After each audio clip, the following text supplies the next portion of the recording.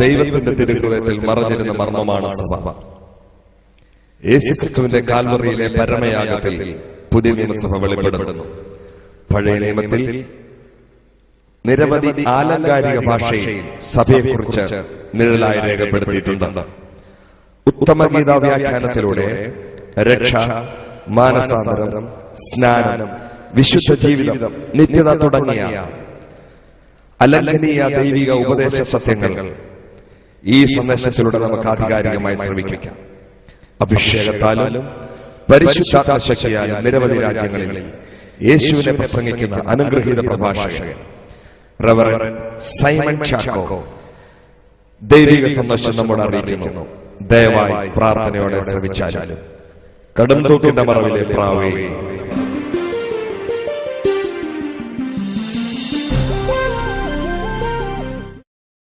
ദൈവത്തിന്റെ തിരുനാമത്തിൽ എല്ലാ മാന്യമിത്രങ്ങൾക്കും സ്നേഹ വന്ദനങ്ങളെ അറിയിക്കുന്നു.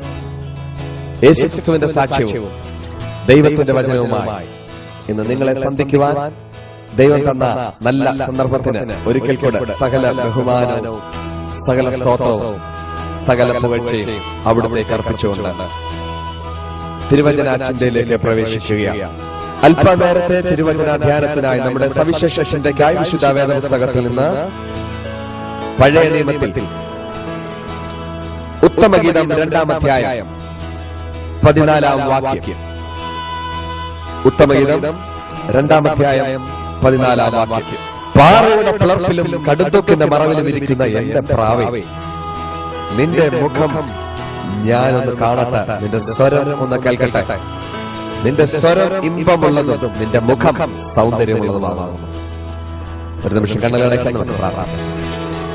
ധന്യനായ ഞങ്ങളുടെ പ്രിയ പിതാവേ, അങ്ങയുടെ പുത്രനെ ക്രൂശിനെ ഉയർത്തിയാൽ അനേകരെ നിങ്ങളിലേക്ക് ആകർഷിക്കാമെന്ന വചനത്തിലൂടെ ഞങ്ങൾ ഉറപ്പ് തന്നിട്ടുണ്ടല്ലോ.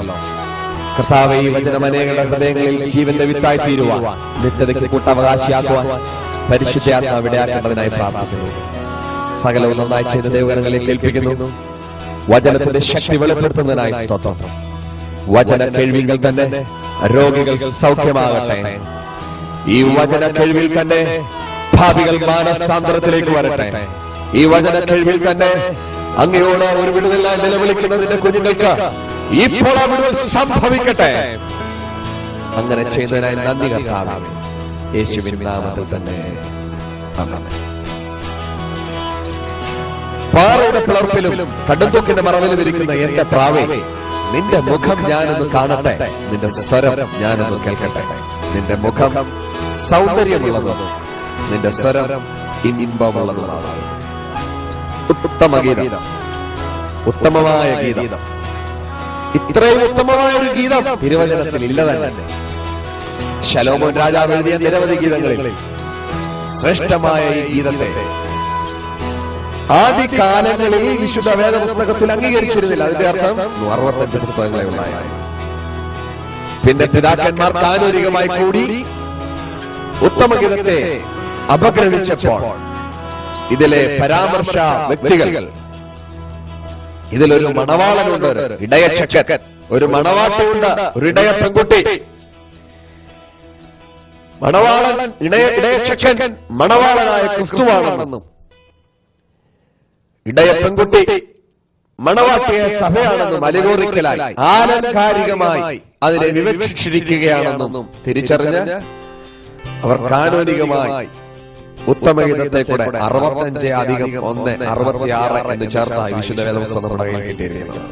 എങ്കിലും റബിമാർ ഇങ്ങനെ ഒരു വകുപ്പ് വെച്ചിരുന്നു: 30 വയസ്സ് കഴിയാതെ ഉത്തമഗീതത്തിൽ നിന്ന് പ്രസംഗിക്കരുത്. ഉത്തമഗീതത്തിന് ഒരു നാടകാവിഷ്കാരം പറഞ്ഞാൽ അതിന് തിരശ്ശീല പൊങ്ങുമ്പോൾ നാം കാണുന്നത്, കേൾക്കുന്നത് വനാന്തരങ്ങളിൽ നിന്നും മുഴങ്ങിക്കേൾക്കുന്ന മനോഹരമായൊരു പാട്ട്. നല്ല മടക്കുകളിൽ നിന്നോ ഏതോ ഇടുക്ക് ഗുഹകളിൽ നിന്നോ പാടി കേൾക്കുന്ന ഒരു പാട്ട്. ആ കാട്ടിൽ ഒരു ഇടയ കൊച്ചൻ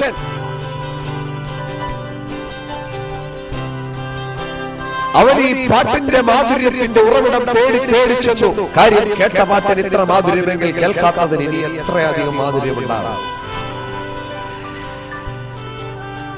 ആരോരുമില്ലാതെ പാടുന്ന ഈ പാട്ടിന് ഇത്രയും മാധുര്യമെങ്കിൽ ആർക്കെങ്കിലും വേണ്ടി പാടിയാൽ അതിനൊരു സൗന്ദര്യമുണ്ടാകാം. ഇടയച്ചൻ പാട്ടിന്റെ ഉറവിടം തിരക്കി ചെന്നപ്പോൾ ഒരു കറുത്ത പെൺകുട്ടി അവളിരുന്ന് പാടുക ആർക്കോ വേണ്ടി. അവിടെ വെച്ച് അവർ തമ്മിൽ പരിചയപ്പെട്ടു. പരിചയം ഒരു തീരുമാനത്തിലേക്ക്. എനിക്കൊരായുസുണ്ടെങ്കിൽ നിന്റെ കൂടെ, നിനക്കൊരായുസുണ്ടെങ്കിൽ എന്റെ കൂടെ. കാനന വൃക്ഷങ്ങളെ സാക്ഷി നിർത്തി, ആടുകളെ സാക്ഷി നിർത്തി അവർ തീരുമാനമെടുത്തു, നമുക്ക് ആയുസുണ്ടെങ്കിൽ ഒരുമിച്ച് ജീവിക്കാം. ചില നാളുകൾ കഴിഞ്ഞ് രാജകൊട്ടാരത്തിൽ നിന്ന് ചില രാജ്യഭൃത്യന്മാർ വന്നു. അവളെ നിർബന്ധപൂർവം രാജകീയ രഥത്തിൽ കയറ്റി ശലോമോന്റെ കൊട്ടാരത്തിൽ കൊണ്ടുവന്നു. ശലോമോൻ രാജാവ് തനിക്ക് ലഭിച്ച സകല ആഡംബരങ്ങളും ആഭരണങ്ങളും സകല സുഖ സൗകര്യങ്ങളും അണിഞ്ഞൊരുങ്ങി അവളുടെ മുമ്പിൽ കൂടെ ഒരു പ്രകടനം നടത്തി താൻ ആരാണെന്ന് കാണി. എന്നിട്ട് അവളോട് പറഞ്ഞു, ഞാൻ നിന്നെ എന്റെ ജീവിതത്തിൽ എന്റെ മണവാട്ടിയായി എന്റെ ഭാര്യയായി സ്വീകരിക്കുന്നു, ക്ഷണിക്കുന്നു. അവൾ പറഞ്ഞു, ഞാൻ അതിന് തയ്യാറല്ല. ശലോമോൻ ഞെട്ടിപ്പോയി. സ്ത്രീകൾക്ക് 4 ഭാഗ്യമുണ്ടെന്നാണ് പോലും സാഹിത്യ ഭാഷ. അതിലൊന്ന് രാജാവിന്റെ ഭാര്യയായിരിക്കാം, മറ്റൊന്ന് രക്തസാക്ഷിയുടെ അമ്മയായിരിക്കാം, മറ്റൊന്ന് ബുദ്ധിജീവിയുടെ സഹോദരിയായിരിക്കാം. ഇനിയൊന്നുണ്ട്, ഞാനത് പറയുന്നില്ല. ഇങ്ങനെ ഈ 4 ഭാഗ്യങ്ങളിലെ ഏറ്റവും സൂപ്പറായ ഭാഗ്യം രാജ്ഞിയായിരിക്കുക, രാജാവിന്റെ ഭാര്യയായിരിക്കുക. ഈ ഭാഗ്യമാണ് അവൾ വേണ്ടെന്ന് വെച്ചത്. രാജാവിന് മനസ്സിലായി, ഇവൾക്ക് കാട്ടിൽ കിടന്ന് കാട്ടുപഴം പെറുക്കി തിന്നുന്ന, കാട്ടിലെ ചോലകളിൽ നിന്ന് വെള്ളം കുടിക്കുന്ന ഇവൾക്ക് രാജാവെന്നോ രാജസന്നിധി എന്നോ രാജ്ഞി പദമെന്നോ തിരിച്ചറിയാൻ വയ്യാത്തതിന്റെ അവിവേകമാണ്. രാജാവ് ഒരു കാര്യം ചെയ്തു, 6 സ്ത്രീകളെ ഇവൾക്ക് ഇത് പറഞ്ഞു മനസ്സിലാക്കാൻ വേണ്ടി ഒരു പ്രത്യേക കൗൺസിൽ ഉണ്ടാക്കി. കൗൺസിൽ ഇവളെ കൊണ്ടുവന്ന് ഏൽപ്പിച്ചു. ഇവരാറ് പേരും കൂടെ ഇവളോട് ചോദിച്ചു, നീ തട്ടിക്കളഞ്ഞ ഭാഗ്യം എന്താണെന്ന് നിനക്കറിയാമോ? അവൾ പറഞ്ഞു, എനിക്കതിനെ കുറിച്ച് വിശദമായി ഒന്നും പറയാനില്ല.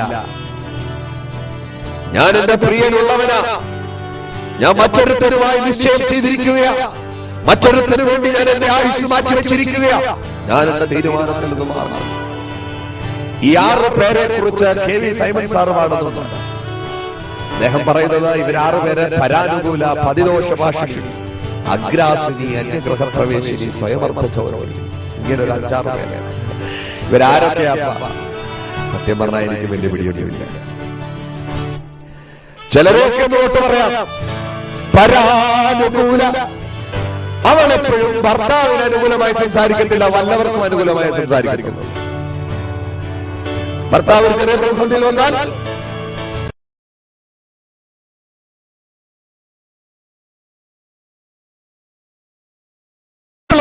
അങ്ങാരി ചെയ്തതാ ശരി, വടക്കലെ തോമസ് ചെയ്താ ശരി, ഞങ്ങൾ ഈ അച്ഛൻ തെറ്റ ചെയ്തു. എന്നിട്ട് വേണമെങ്കിൽ അവർ പറയും, ഞാൻ എപ്പോഴും നീതിക്ക് കൂട്ടു നിൽക്കുന്നു.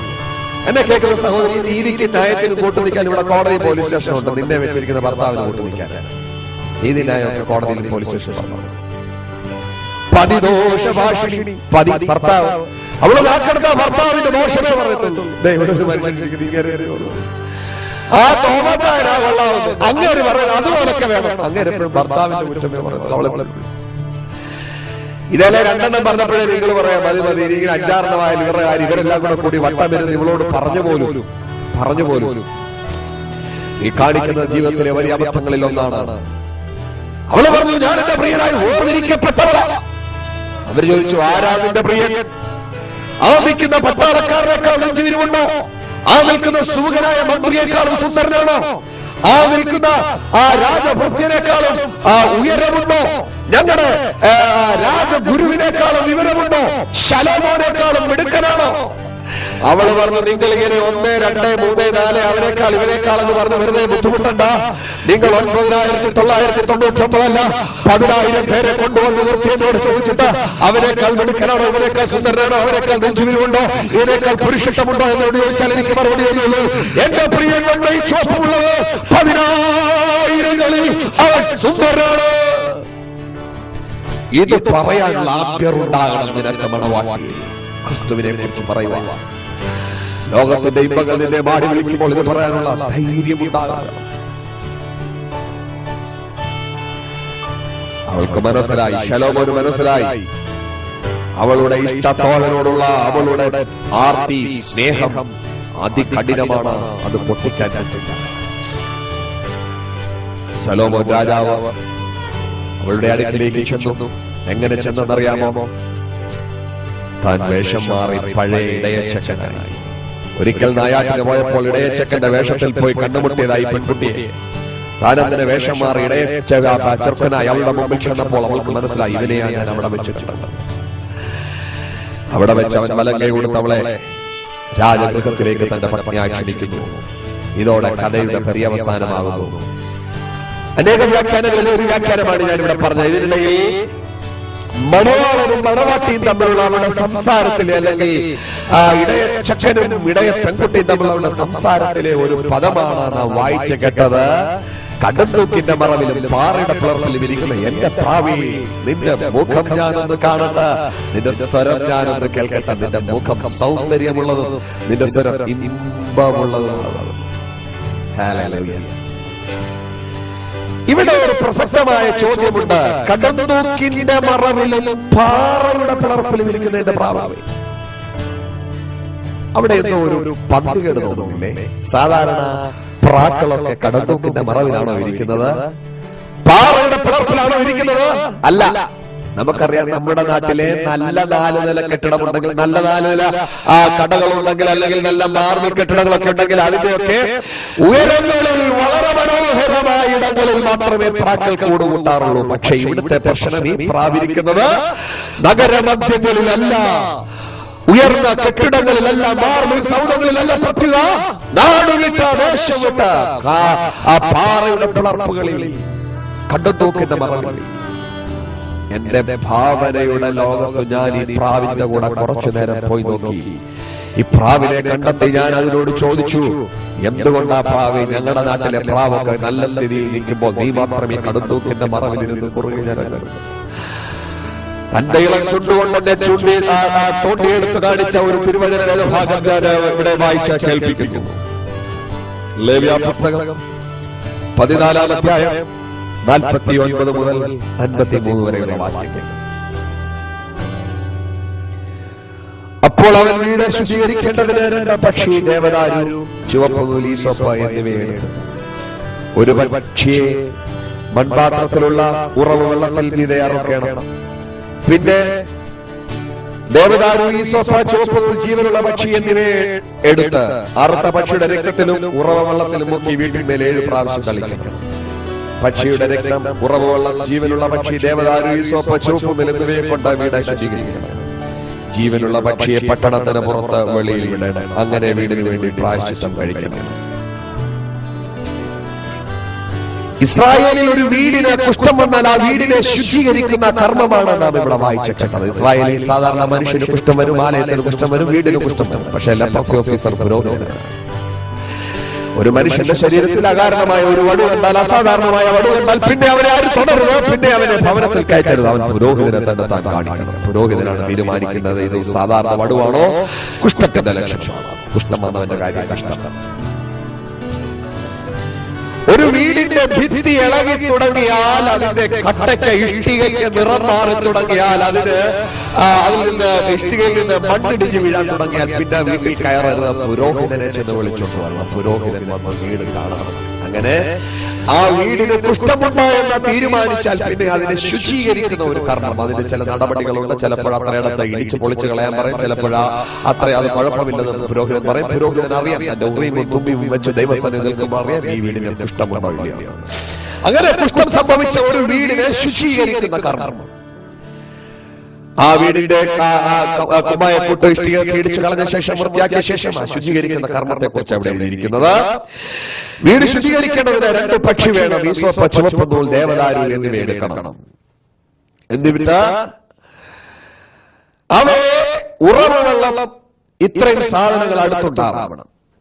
ഞാൻ ആ രംഗം നിങ്ങൾക്കൊന്ന് വ്യാഖ്യാനിക്കാൻ തുടങ്ങുകയാണ്. 2 പക്ഷികൾ, 2 പ്രാക്കളെ മേടിച്ചുകൊണ്ട് വീട്ടുകാരൻ വരുന്നു. ഈ പ്രാക്കളെ കൊണ്ട് വീട്ടുകാരൻ വരുമ്പോൾ തന്നെ കൂട്ടുപ്രാക്കൾക്കറിയാം ഇവര് രണ്ടും തിരിച്ചിങ്ങോട്ടുണ്ടല്ലോ. ആ പ്രാക്കൾക്കറിയാം തങ്ങളെക്കാൾ മുമ്പ് ഇവിടുന്ന് പോയ ഒരു പ്രാക്കലും തിരിച്ചു വന്നിട്ടില്ല. ഈ രണ്ട് പ്രാക്കളിൽ ഒന്നിന് ജീവിക്കാനുള്ള അവസരമുണ്ട്, ഒന്നിന് അറുക്കപ്പെടാനുള്ള അവസരം. രണ്ട് പ്രാക്കളെ അടുത്തടുത്ത് വെച്ചിരിക്കുകയാ. പുരോഹിതൻ വന്നിട്ട് ഈ രണ്ട് പ്രാക്കളിൽ ഒന്നിനെ ജീവിക്കുവാനും ഒന്ന് മരിക്കുവാനും നിങ്ങൾക്കറിയാം.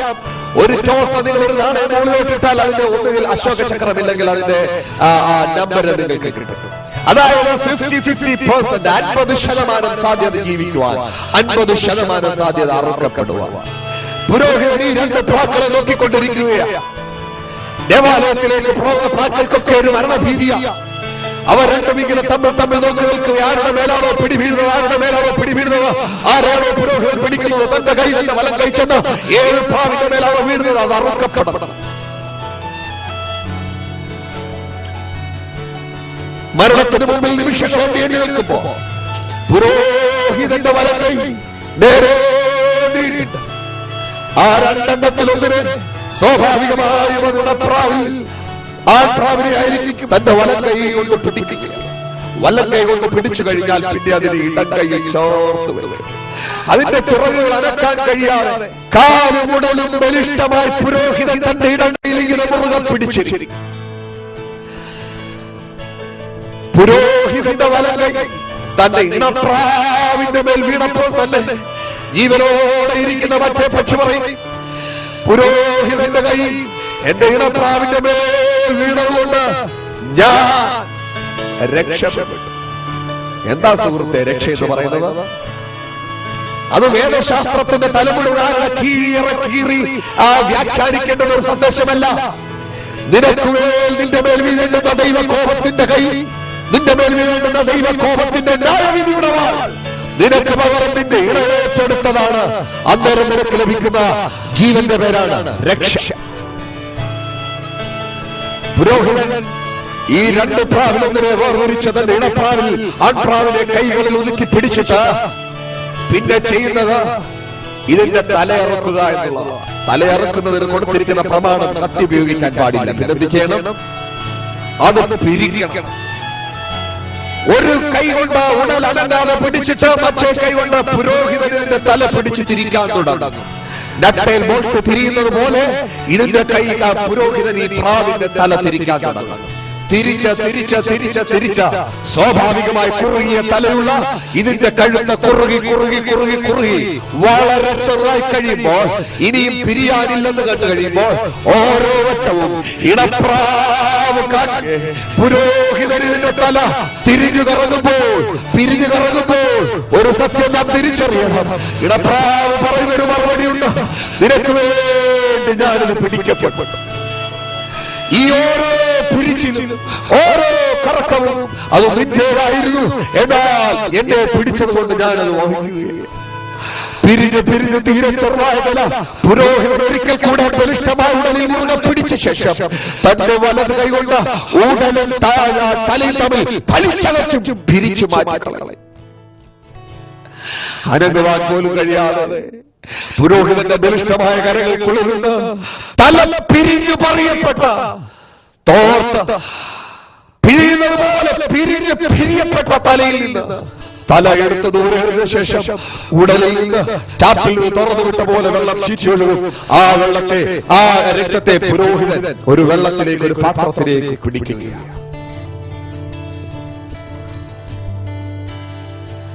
ആദ്യം വളരെ വേഗത്തിലും പിന്നെ വേഗത കുറഞ്ഞു, പിന്നീട് മുഴുവൻ ചോരയും ഉയർന്നു കഴിയുമ്പോൾ പുരോഹിതൻ അതിന്റെ ഉടലെടുത്ത് ചണ്ടയിലേക്ക് വലിച്ചു ചെയ്യുകയാണ്.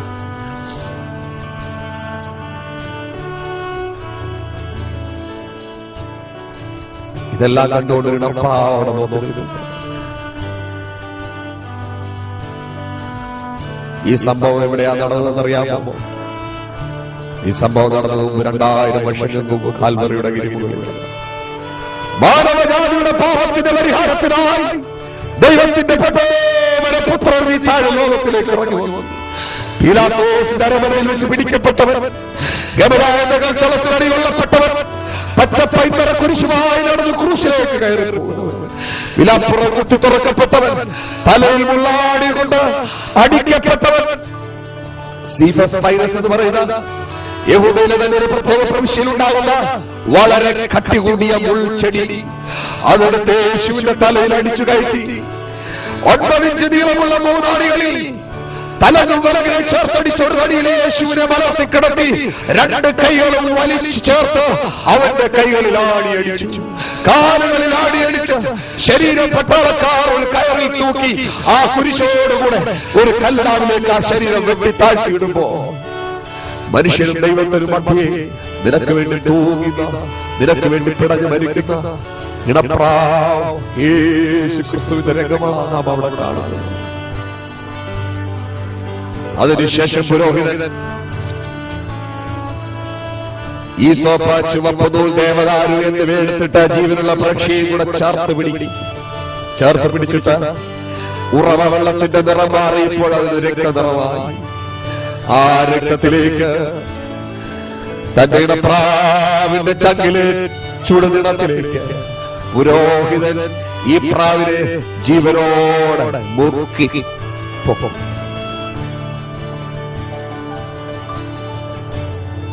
ഇടപ്രാവിന്റെ രക്തത്തിൽ, ഇടപ്രാവിന്റെ ചൂടുചോരയിൽ ഈ പ്രാവ് മുങ്ങിപ്പോകുകയാണ്. ഇതെന്തിനെയാ കാണിക്കുന്നത് സുഹൃത്തെ? ഇതെന്തിനെയാ കാണിക്കുന്നത്? ഇടപ്രാവിന്റെ രക്തത്തിൽ നീ മുങ്ങിപ്പോകുന്നു. അതെന്തിനെയാ കാണിക്കുന്നത്? ഒരു പ്രാവിന് പോലും ആ രക്തത്തിൽ മുങ്ങുന്നതിനൊരു നിധാനം ദൈവം വെച്ചിരുന്നു, ഒരു കാര്യം ദൈവം വെച്ചിരുന്നു. അത് ഞാനും നീ കേൾക്കുവാനുള്ള സ്നാനമെന്ന വലിയ സത്യത്തെ അത് കാണിക്കുന്നത്. നിനക്ക് ഇഷ്ടപ്പെട്ടതുകൊണ്ടോ ഇഷ്ടപ്പെടാത്തതുകൊണ്ടോ സ്നാനമെന്ന ദൈവത്തിന്റെ അലങ്കരിയ കൽപ്പനയെ ലംഘിക്കുവാൻ പാടുള്ളതല്ല. ഇടപ്രാവിന്റെ രക്തത്തിൽ ഈ പ്രാവ് മുങ്ങിക്കഴിയുമ്പോ 7 വട്ടം വീടിനെ തളിക്കണം, വീട് ശുദ്ധിയായി കഴിയും. പക്ഷെ നിങ്ങൾ ആ പ്രാവിനെ ഒന്ന് നോക്കിക്കേ. പുരോഹിതൻ പിടിച്ച സമയത്ത് പ്രാവിന്റെ നിറമല്ലിപ്പോ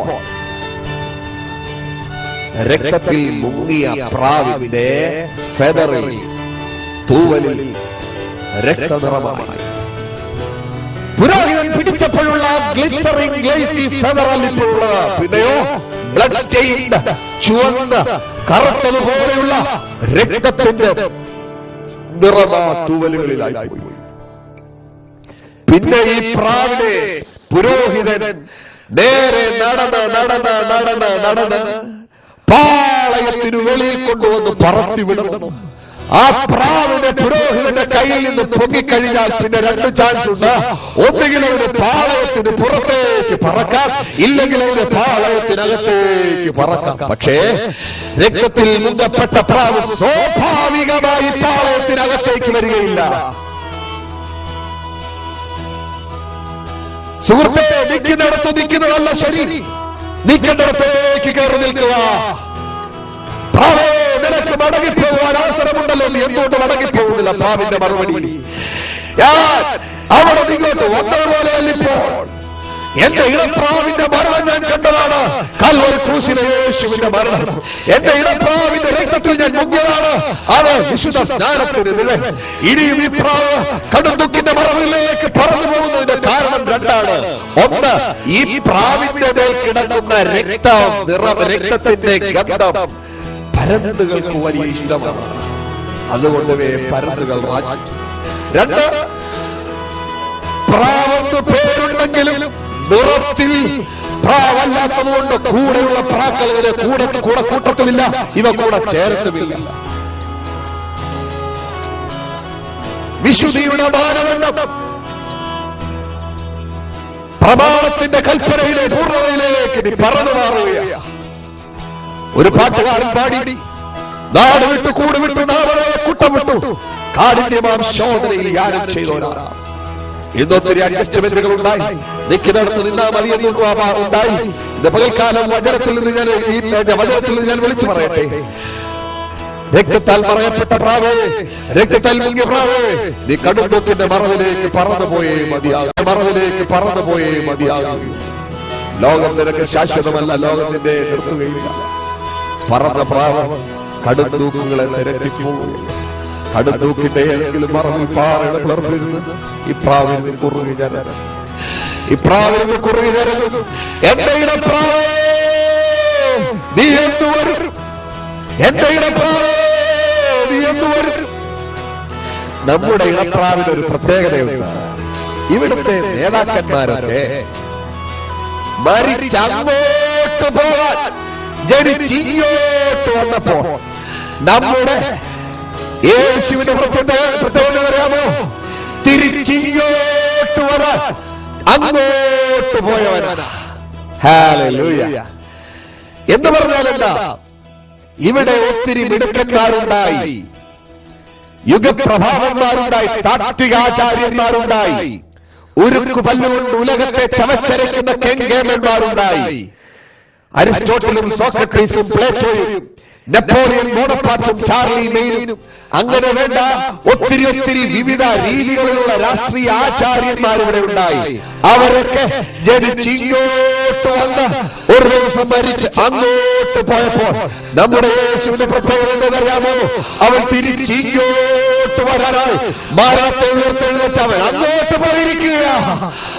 ആ കാഴ്ച കണ്ട് നോക്കി നിന്ന ശിഷ്യന്മാർക്ക് ദൂതന്മാർ പ്രത്യക്ഷമായി പറഞ്ഞു, ഗലീല പുരുഷന്മാരെ, നിങ്ങൾ ആകാശത്തേക്ക് നോക്കി നിൽക്കുന്നത് എന്ത്? നിങ്ങളെ വിട്ട് സ്വർഗാരോഹണം ചെയ്ത യേശുവിനെ നിങ്ങൾ കണ്ടതുപോലെ അവൻ മടങ്ങി വരും. നമ്മുടെ യേശു മടങ്ങി വരും. യേശു മരിച്ചത് മാത്രമല്ല ക്രിസ്ത്യാനിത്വത്തിന്റെ പൂർണ്ണത. യേശു അടക്കപ്പെട്ടതല്ല ക്രിസ്ത്യാനിത്വത്തിന്റെ പ്രധാന ഉദ്ദേശം. അവൻ കല്ലറയിൽ ഉയർത്തെഴുന്നേറ്റുന്നുള്ളതും. ഹല്ലേലൂയ. ഞങ്ങളുടെ ഉപദേശത്തിന് മാറ്റുകൂട്ടുന്നെങ്കിലും ഞങ്ങളുടെ ഉപദേശത്തിന്റെ പൂർണ്ണത കിടക്കുന്നത് അവൻ മടങ്ങി വരുമെന്നും കാത്തിരിക്കുന്നവന്റെ ഭക്തന്മാരെ ചേർക്കുമെന്നും അവർക്ക് വേണ്ടി പ്രതിഫലങ്ങൾ ഉണ്ടെന്നുള്ളതാണ്. ഹല്ലേലൂയ. യേശുക്രിസ്തുവിന്റെ വരവെങ്ങനെയായിരിക്കും? ധന്യനായ പൗലോസ്ലീഹ തെസ്സലോനിക്ക ലേഖനത്തിൽ എഴുതി 4:16 കർത്താവ് ഗംഭീരനാദത്തോടെ, പ്രധാന ദൂതന്റെ ശബ്ദത്തോടെ, ദൈവത്തിന്റെ കാഹളത്തോടെ സ്വർഗത്തിൽ നിന്നിറങ്ങി വരികയും ക്രിസ്തുവിൽ മരിച്ചവർ ഉയർത്തെഴുന്നേൽക്കുകയും പിന്നെ ജീവനോടെ ശേഷിക്കുന്നവരായ നാം രൂപാന്തരപ്പെട്ട അവനെ എതിരേൽപ്പാൻ. ഹല്ലേലൂയ.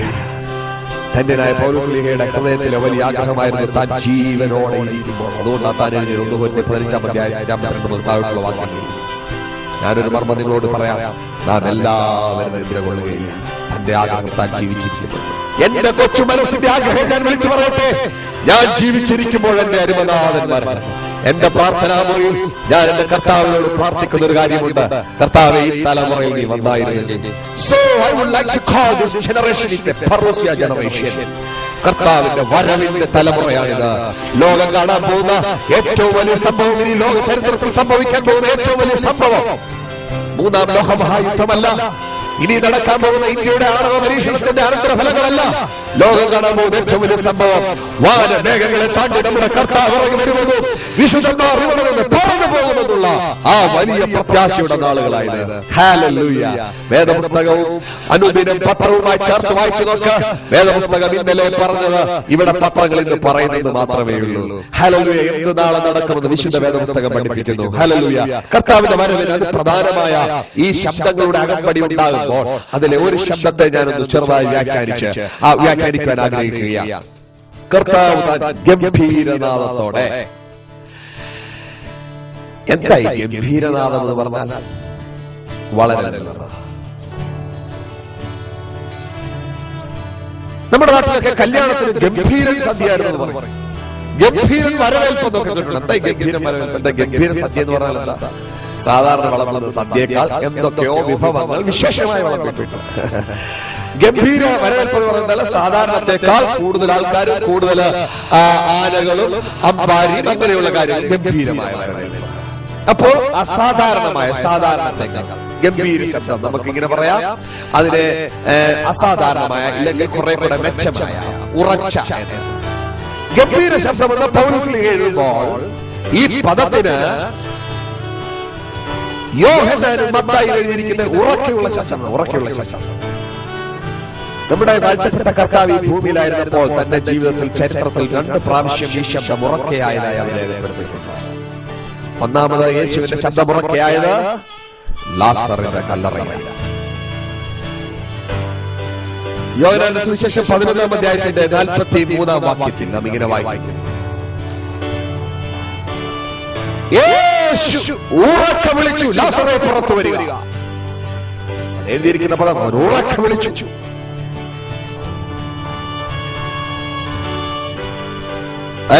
മത്തായിയുടെ സുവിശേഷം 27-ാം അധ്യായത്തിന്റെ 51-ാം വാക്യം ഇങ്ങനെ വായിക്കുന്നു, അപ്പോൾ തിരശ്ശീല അടി മുതൽ മുകൾ വരെ രണ്ടായി കീറിപ്പോയി. എപ്പോൾ? 50-ാം വാക്യം ഇങ്ങനെ വായിക്കുന്നു, അപ്പോൾ യേശു ഉറക്കെ നിലവിളിച്ചു, പ്രാണനെ വിട്ടു. 2 പ്രാവശ്യം. മത്തായി സുവിശേഷം 51-ന് താഴോട്ടുള്ള ഭാഗങ്ങളിൽ നാം ഇങ്ങനെ വായിക്കുന്നത്, മരിച്ച പല വിശുദ്ധന്മാരുടെയും ശരീരങ്ങൾ കല്ലറകളിൽ ജീവനോടെ പുറത്തു വന്നു. യേശുവിന്റെ മരണത്തെങ്കിൽ യേശു ഉറക്കെ നിലവിളിച്ചപ്പോൾ. ഗംഭീര ശബ്ദത്തിന്റെ പ്രത്യേകത എന്താണെന്നറിയാമോ? മരിച്ചവനെ മരണത്തിൽ നിന്ന് തിരിച്ചു വിളിക്കുന്നതാണ്. ഇവിടുത്തെ എല്ലാ മിടുക്കന്മാരുടെയും പ്രതീക്ഷ ശവക്കല്ലറ കൊണ്ട് തീരുമ്പോ യേശുവിനെ അനുഗമിക്കുന്നവന്റെ പ്രത്യാശ ശവക്കല്ലറയ്ക്കും അപ്പുറത്ത് നീളുക. അവൻ മരിച്ച വർഷങ്ങളായാലും നൂറ്റാണ്ടുകളായാലും അവന്റെ കാഹളത്തിങ്കൽ മണ്ണിൽ നിന്ന് ജീവനോടെ എഴുന്നേറ്റ് വരും. പൗലോസ് പറയുന്നത്, ജീവനോടെ ശേഷിക്കുന്നവരെക്കാൾ മരിച്ചവരാണ് ആദ്യമേ എഴുന്നേൽക്കുന്നത്. ഓരോരുത്തർക്കും താഴ്ത്താണെന്നുള്ള നിലയുണ്ട്. നമ്മുടെ കർത്താവ് വീണ്ടും വരും. നമ്മുടെ കർത്താവ് വീണ്ടും വരും. അതിന്റെ ലക്ഷണങ്ങൾ നാം കണ്ടുകൊണ്ടിരിക്കുകയാണ്. യേശുവിന്റെ ശബ്ദമുറക്കെയായി മരണത്തിൽ നിന്ന് അവൻ പുറത്തു വന്നു. കാൽവറി ക്രൂശിൽ ഉറക്കെയായ യേശുവിന്റെ ശബ്ദം ഇരു കൈകളും ആടുകളാൽ അടിക്കപ്പെട്ട് നാവണ്ണാക്കോട് വരട്ടെ, കൈകാലുകൾ കുത്തി തുളയ്ക്കപ്പെട്ട് മാറിൽ നിന്ന് രക്തം വാർന്നൊഴുകി പഞ്ചമുറിവുകളാൽ ശരീരം മുഴുവൻ വേദനിച്ച് ഇഞ്ചോടിച്ച് മരണത്തുമായി മല്ലത്തോണ്ടിരിക്കുമ്പോൾ തന്റെ കാലുകളിൽ ശക്തി കൊടുത്ത് കൈകൾ കൊണ്ട് ശരീരത്തെ ഒരു സ്വല്പം മുകളിലേക്ക് ഉയർത്തി അണ്ണാക്കോട് വറ്റിപ്പോയ നാവിൽ അവസാനത്തെ ശബ്ദമുറക്കെ യേശു നിലവിളിച്ചു, സകലതും കൊടുത്തു തീർന്നു. എന്ത് കൊടുത്തു തീർന്നു? മനുഷ്യവർഗത്തിന്റെ സകല പാപത്തിന്റെ കടഭാരവും ക്രൂശിൽ അവൻ കൊടുത്തു തീർന്നു. എന്നെ കേൾക്കുന്ന മാന്യ സഹോദര സഹോദരി, നിന്റെ പാപം എത്ര കടുച്ചുവപ്പായാലും കഴുകാമെന്ന് വാഗ്ദാനം ചെയ്തു. അതുകൊണ്ടാണ് നിങ്ങൾ ഒരിക്കലും ഇങ്ങനെ ഒരു പരസ്യം കേട്ട് കാണത്തില്ല. ഏത് വലിയ കൊലയാളിയാണെങ്കിലും ഞാൻ നിങ്ങൾക്ക് വേണ്ടി വാദിക്കാം, advocate Janardhanan Nair MA LLB, അങ്ങനെ ഒരു പരസ്യം നിങ്ങൾ കേട്ട് കാണണം. നിങ്ങൾ ഒരിക്കലും ഇങ്ങനെ ഒരു പരസ്യം കേട്ട് കാണത്തില്ല. എത്ര വലിയ കൊലപാതകം ചെയ്തിട്ടും ഇങ്ങനെ വരിക എന്ന് വാദിച്ച് നിങ്ങളെ രക്ഷിക്കാം. അങ്ങനെ ഒരു പരസ്യം നിങ്ങൾ കേൾക്കുന്നില്ല. നിന്റെ എല്ലാ രോഗത്തിനും ഗ്യാരണ്ടി തരാൻ പറ്റിയൊരു ഡോക്ടറില്ല. നിന്റെ എല്ലാ പാപത്തിനും നിന്നെ രക്ഷിക്കാൻ പറ്റിയ ഒരു വക്കീലില്ല നിനക്ക് വേണ്ടി വാദിക്കാൻ പറ്റിയ. എന്നാൽ വിശുദ്ധ വേദപുസ്തകം അങ്ങനെ ഒരു വക്കീലിനെയും ഒരു ഡോക്ടറെയും പരിചയപ്പെടുത്തുന്നു. അവന്റെ പേരാണ് യേശു ക്രിസ്തു. യേശു ക്രിസ്തു. അവൻ ഉറപ്പു തരുന്നു, നിന്റെ പാപം എത്ര കടുച്ചുവപ്പായാലും ഞാൻ ഹിമം പോലെ വെളുപ്പിക്കാം. നിന്റെ മനസ്സാക്ഷിയെ നാളുകളായി വേട്ടയാടിക്കൊണ്ടിരിക്കുന്ന ആ മൃഗീയമായ ചിന്തകൾ, മനസ്സാക്ഷിയെ വേട്ടയാടിക്കൊണ്ടിരിക്കുന്ന നീ ചെയ്തു പോയ തെറ്റുകളുടെ പാപത്തിന്റെ ഭാരം നിന്റെ കാർന്ന് തിന്നുകൊണ്ടിരിക്കുകയാണോ? ഒരു ക്യാൻസർ പോലെ നിന്റെ മനസ്സമാധാനത്തെ കളഞ്ഞിരിക്കുകയാണോ? ഇന്നിപ്പോ യേശു നിന്നോട് പറയുന്നു, ഞാൻ നിന്റെ പാപം പരിഹരിക്കാൻ മതിയായവനാണ്. കാരണം ഞാൻ നിന്റെ പാപത്തിന് വേണ്ടി കാൽവറിയിൽ വില മുടക്കിയവനാണ്. എന്നെ കേൾക്കുന്ന മാന്യമിത്രമേ, താങ്കൾ അനുഭവിക്കുന്ന ഏത് രോഗമാകട്ടെ, ഏത് ഭാരമാകട്ടെ, ഏത് പ്രശ്നമാകട്ടെ, ആരെ കൊണ്ടും പരിഹരിക്കാൻ വയ്യാത്തതാകട്ടെ, കാൽമുറിയിൽ ഒരു പരമവൈദ്യനുണ്ട്.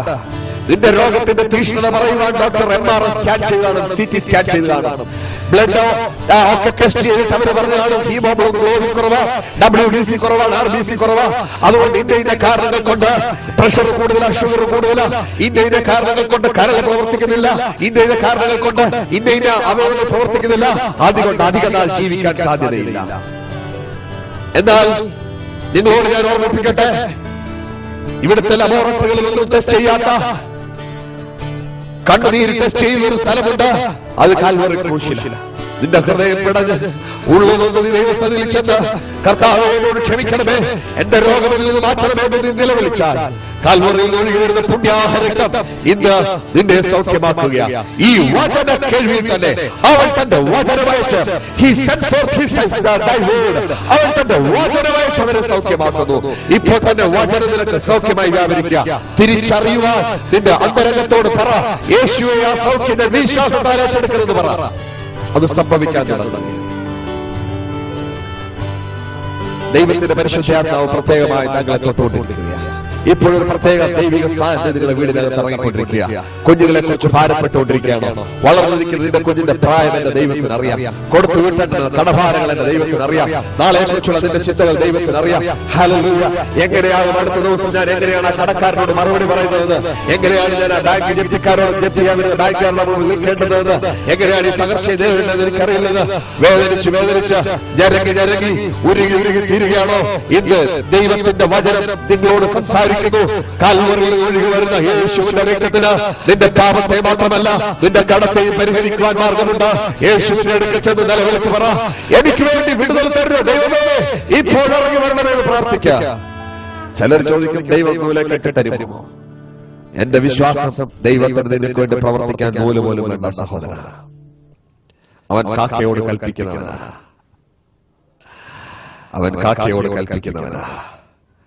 ഈ കർത്താവിനെ രുചിച്ചറിയുവാൻ ദൈവം നമ്മെ ഇടയാക്കട്ടെ. മണവാളൻ വിളിച്ചു പറയുക, മണവാളൻ പറയുകയാണ്, കടുത്തൂക്കിന്റെ മറവിലിരിക്കുന്ന എന്റെ പ്രാവേ, നീ ഒന്ന് പുറത്തു വാ, ഞാൻ നിന്നെ ഒന്ന് കാണട്ടെ. ലോകത്തിലാർക്കും യേശുവിന്റെ നാമത്തിന്റെ കാരണം കൊണ്ട് ലോകത്തിലാർക്കും നിന്നെ ഇഷ്ടമല്ലെങ്കിലും നിന്റെ ഇഷ്ടമുള്ളവരുണ്ട്. നിനക്ക് വേണ്ടി ചങ്കിലെ ചോര കൊടുക്കുന്നവൻ. അവള് പറയുന്നത് എന്റെ നിറം ഇരുണ്ടതാണ്, കാരണം ഒത്തിരി വലിയ സൗന്ദര്യമൊന്നും കാണാനില്ല. പക്ഷെ മണവാളൻ അവളെ സൗന്ദര്യം കാണുകയാണ്. നിന്നെ ആർക്കും ഇഷ്ടമല്ലെങ്കിൽ ഇഷ്ടമുള്ളതാണ്. സൗന്ദര്യം എന്ന് പറഞ്ഞാൽ അത് ഇഷ്ടപ്പെടുന്നവന്റെ ദാനമല്ല, ലവേഴ്സ് ഗിഫ്റ്റ്. ഞാനൊരു കഥ ഇങ്ങനെ കേട്ടിട്ടുണ്ട്. ഒരിക്കലൊരു കാട്ടു മനുഷ്യൻ രാജസന്നിധിയിൽ ചെന്ന് പറഞ്ഞു, രാജാവേ, എന്റെ ഭാര്യ എന്ന് കാണാൻ ഭയങ്കര സുന്ദരിയാണ്. രാജാവിന് ഇവരെ കണ്ടപ്പോഴേ ബോധ്യപ്പെട്ടു. രാജാവ് പറഞ്ഞു, പുറത്തു കൊണ്ടുപോകും. രാജകിങ്കരന്മാർ അവനെ കൂട്ടിപ്പിടിച്ച് പുറത്തേക്ക് കൊണ്ടുപോകുമ്പോൾ ഇവൻ നിലവിളിച്ച് പറഞ്ഞു, നല്ല രാജാവേ, രാജാവിന് അബദ്ധം പറ്റിയതാ, എന്റെ ഭാര്യയെ രാജാവ് ഭയങ്കര സുന്ദരിയാണ്. ഇവന്റെ നിലവിളിക്കകത്തെന്തോ കാര്യമുണ്ടെന്ന് രാജാവിന് മനസ്സിലായി. രാജാവ് പോയി വിളിച്ചോട്ടോ. രാജകൊട്ടാരത്തിൽ നിന്ന് പോയി അവനെ കൂടെ കൊണ്ടുപോയി അവന്റെ ഭാര്യ എവിടെയാന്ന് വെച്ചാൽ വിളിച്ചോണ്ടുപോവാ. രാജകീയ രഥത്തിൽ ഇവനെയും കയറ്റി കാട്ടു മനുഷ്യനെ കയറ്റി നേരെ അവൻ പാർക്കുന്ന കുടിലിനകത്തേക്ക്, കാട്ടിലെ കുടിലിനകത്തേക്ക് ചെന്നു. അവിടെ നിന്ന് തന്റെ ഭാര്യയെ കയറ്റി കൊണ്ടുവന്നു. രാജാവിന്റെ മുമ്പിൽ കൊണ്ടുവന്നു. കാട്ടിലെ തന്റെ കുടിലിൽ നിന്ന് രാജകീയ അകമ്പടിയോടുകൂടെ രാജകീയ രഥത്തിൽ ഈ കാട്ടു മനുഷ്യൻ തന്റെ ഭാര്യയെ കൊണ്ടുവന്നു. രാജാവ് നോക്കിയപ്പോൾ കറുത്ത കണ്ണ് കൊഴിഞ്ഞ് കവളൊട്ടി ഒരു എല്ലിക്കോലം വന്ന് നിൽക്കുകയാണ്. രാജാവ് ചാരായ അവൻ പറഞ്ഞു, രാജാവേ, എന്റെ ഭാര്യ ഇതാണോ നീ സുന്ദരി എന്ന് പറഞ്ഞത്? കൊട്ടാര വശത്തമാക്കിയല്ലോ, വലിച്ചു കൊണ്ടുപോ, പുറത്തു കൊണ്ടുപോ. ഉടനെ ഇവൻ രാജാവിനോട് ഒരു മറുപടി പറഞ്ഞു, രാജാവേ, അവളുടെ സൗന്ദര്യം കാണണമെങ്കിൽ എന്റെ ഈ കണ്ണുകൊണ്ടാക്കാൻ നോക്കണം. രാജാവിന് അവളെ ഇഷ്ടപ്പെട്ടില്ലെങ്കിൽ അവളെ ഇഷ്ടപ്പെടുവാൻ അവളുടെ കാന്തങ്ങൾ ലോകത്തിന് നന്ദി അത്ര ബോധിച്ചില്ലെങ്കിൽ നിന്നെ ബോധിക്കുവാൻ അവൻ ഇഷ്ടപ്പെട്ട കാര്യം അവൻ ബലം മുടക്കിയത് കാൽവറി ക്രൂശിൽ നിന്റെ അവസാനത്തുള്ള രക്തം ആ യേശുവിന് നിന്നെ ഇഷ്ടപ്പെടും. അധികനാൾ നീ കടുത്തൂക്കിന്റെ മറവിലിരിക്കേണ്ടി വരികയില്ല. അധികനാൾ നീ പാറയുടെ പിളർപ്പിരിക്കേണ്ടി വരികയില്ല. ഇന്നെന്ന പോലെ ഒരു ദിവസം വാനമേഘങ്ങളിൽ കാഹളം മുഴങ്ങും. നീ കടുത്തൂക്കിന്റെ മറവിൽ നിന്ന് പുറത്തു വരും. ഹല്ലേലൂയ. പ്രാക്കളെ പോലെ നാം പറക്കും. രൂപാന്തരം പ്രാപിച്ച് നാം അവനോടുകൂടെ ആയിരിക്കും. ആ നിത്യയുടെ അവസരത്തിനായി മാന്യ ദൈവജനത്തെ ഞാൻ ക്ഷണിച്ചുകൊണ്ട്, മാന്യ മിത്രങ്ങളെ ഞാൻ ക്ഷണിച്ചുകൊണ്ട് ഞാൻ എന്റെ വാക്കുകളെ അവസാനിപ്പിക്കുന്നു. കടുത്തൂക്കിന്റെ മറവിൽ പാറയുടെ പിളർപ്പിലും ഇരിക്കുന്ന എന്റെ പ്രാവേ, നിന്റെ മുഖം ഞാനൊന്ന് കാണട്ടെ, നിന്റെ സ്വരം ഞാനൊന്ന് കേൾക്കട്ടെ. നിന്റെ മുഖം സൗന്ദര്യമുള്ളത്, നിന്റെ സ്വരം ഇമ്പമുള്ളത്. ഈ രക്ഷകനായ യേശുവിനെ ക്രിസ്തുവായി അംഗീകരിച്ച്, മണവാളനായി അംഗീകരിച്ച് അനുഗ്രഹീതമായ ഒരു ജീവിതത്തിനായി നിങ്ങൾ തയ്യാറുണ്ടെങ്കിൽ ഞങ്ങൾ ഒരു നിമിഷം നിങ്ങൾക്ക് വേണ്ടി പ്രാർത്ഥിക്കാൻ ആഗ്രഹിക്കുന്നു. കണ്ണുകളടയ്ക്കാൻ പ്രാർത്ഥന. എന്നോടൊപ്പം ഈ തീരുമാനം നിങ്ങളോട് പറഞ്ഞു.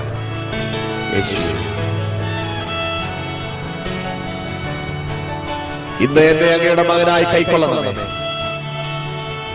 കാൽവറിയിൽ എനിക്ക് വേണ്ടി അങ്ങ് മരിച്ചെന്ന് ഞാൻ തിരിച്ചറിയുന്നു.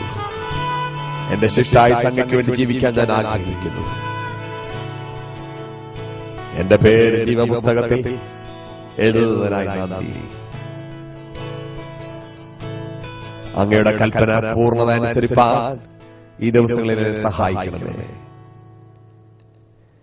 യേശുവിന്റെ നാമത്തിൽ തന്നെ ഞാൻ നിങ്ങൾക്ക് വേണ്ടി പ്രാർത്ഥിക്കാൻ തുടങ്ങുകയാണ്. നിങ്ങളൊരു രോഗിയാണോ? നിങ്ങളൊരു കടഭാരത്താൽ ഞെരുങ്ങുകയാണോ? നിങ്ങളൊരു കഷ്ടതയിലാണോ? ഉടൻ തന്നെ പരിഹരിക്കേണ്ട ഏതെങ്കിലും പ്രതിസന്ധി നിങ്ങൾക്കൊണ്ടാണോ? എന്റെ മേൽ വ്യാപരിക്കുന്ന അഭിഷേകം എന്നോട് പറയുന്നു, ഞാൻ ഈ നിമിഷം നിങ്ങൾക്ക് വേണ്ടി പ്രാർത്ഥിക്കുമ്പോൾ വിശ്വാസത്തോടെ നീ അത് ഏറ്റെടുത്താൽ ദൈവം നിനക്ക് വേണ്ടി അത്ഭുതം ചെയ്യാൻ. വിശ്വസിക്കുന്നവർ എന്റെ ഉടക്കം നടക്കാം. നിന്റെ പ്രശ്നം എന്താണെങ്കിലും അതിനെ മനസ്സിൽ ധ്യാനിക്കുക. ആ പ്രശ്നത്തിന്മേൽ ദൈവം അത്ഭുതം ചെയ്യുന്നത് ഉറച്ചു വിശ്വസിക്കുക. ആ പ്രശ്നത്തിന്മേൽ യേശുവിന്റെ രക്തം നീ കളിക്കുക. ഇപ്പോൾ തന്നെ ഏറ്റു പറഞ്ഞ് ദൈവത്തോടെ പ്രാർത്ഥിച്ചാട്ടെ. കണ്ണുകളടയ്ക്കേണ്ടതെന്ന് പ്രാർത്ഥിക്കാം. സ്വർഗത്തിന് ഭൂമിക്കുന്നതിനായ ദൈവമേ, അങ്ങയുടെ ദിവ്യനാമത്തിൽ ഞങ്ങളുടെ പാദപടത്തിലേക്ക് വരുന്നു.